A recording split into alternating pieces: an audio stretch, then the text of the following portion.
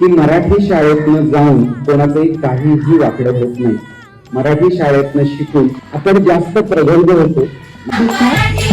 शाळा मराठी माझी शाळा मराठी व जशी लेकरा माया धरती पोटी जशी लेकरा माया धरती पोटी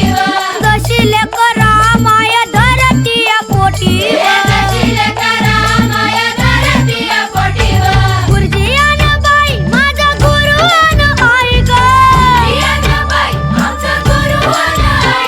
या सगळ्या संघर्षात एक चित्रपट येतो, एक आशेचा दीप पेटवतो. क्रांतिज्योती विद्यालय मराठी माध्यम हा फक्त चित्रपट नाही, ही आपल्या आयुष्याची गोष्ट आहे.